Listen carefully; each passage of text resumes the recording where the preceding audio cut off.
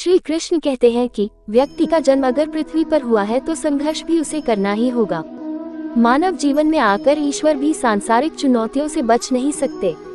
ऐसे में परिस्थितियों से भागने के बजाय उसके सामने डटकर खड़े हो जाना चाहिए, क्योंकि कर्म करना ही मानव जीवन का पहला कर्तव्य है। कर्मों से ही परेशानियों को जीता जा सकता है।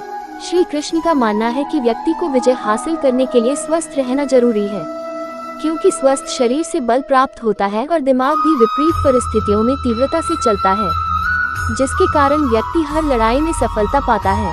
भगवान श्री कृष्ण के अनुसार शिक्षा ऐसी होनी चाहिए जो मनुष्य के व्यक्तित्व का रचनात्मक विकास करे, यानी कि मात्र किताबी पढ़ाई ही नहीं, व्यक्ति को जीवन के हर एक पहलू से कुछ न कुछ सीखते रहना चाहिए और अन्य कलात्मक क्षेत्रों में भी आगे बढ़ना चाहिए।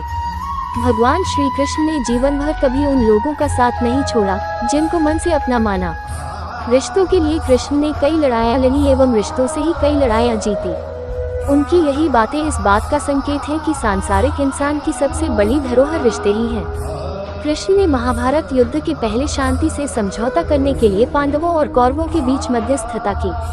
हालांकि दोनों ही पक्ष युद्ध लड़ने के लिए आतुर थे, लेकिन कृष्ण ने हमेशा चाहा कि कैसे भी युद्ध टल जाए। झगड़ों से कभी समस्याओं का समाधान नहीं होता है। शांति के मार्ग पर चलकर ही समाज का रचनात्मक विकास हो सकता है।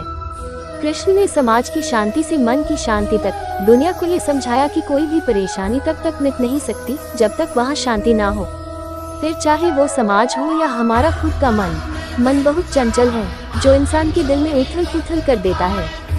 जैसे वे मेरे पास आते हैं वैसे ही मैं उन्हें ग्रहण करता हूँ। सभी पक्षपात मानव को मेरी ओर ले आते हैं। इंद्रियों से मिलने वाला सुख पहले तो अमृत जैसा लगता है, लेकिन अंत में यह विष के समान कड़वा होता है। जब ध्यान में महारत हासिल हो जाती है तो मन हवा रहित स्थान में दीपक की लौ की तरह अधिक रहता है। कर्म मुझ पर इसलिए नहीं टिकते क्योंकि मैं उनके परिणामों से जुड़ा नहीं हूँ। जो लोग इसे समझते हैं और इसका अभ्यास करते हैं वे स्वतंत्रता में रहते हैं। ज्ञान की भेद किसी भी भौतिक भेद से बेहतर है, क्योंकि सब कामों का लक्ष्य आत्मिक बुद्धि है। जैसे आग की गर्मी लकड़ी को राख कर देती है, वैसे ही ज्ञान की आग सभी कर्मों को भस्म कर देती है। अपना काम हमेशा दूसरों के कल्याण को ध्यान में रखकर करें। अपना काम हमेशा दूसरों के कल्याण को ध्यान में रखकर करें।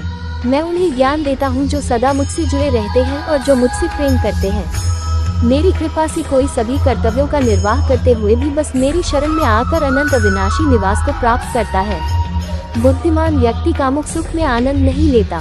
जो कार्य में निष्क्रियता और निष्क्रियता में कार्य देखता है वह एक बुद्धिमान व्यक्ति है। मैं धरती की मधुर सुगंध हूँ, मैं अग्नि की ऊष्मा हूँ, मैं ही सभी जीवित प्राणियों का जीवन भी और मैं ही सन्यासियों का आत्मसंयम हूँ। तुम उसके लिए शोक करते हो जो शोक करने की योग्य नहीं है और फिर भी ज्ञान की बातें करते हो। बुद्धिमान व्यक्ति ना जीवित और ना ही मृत व्यक्ति के लिए शोक करते हैं।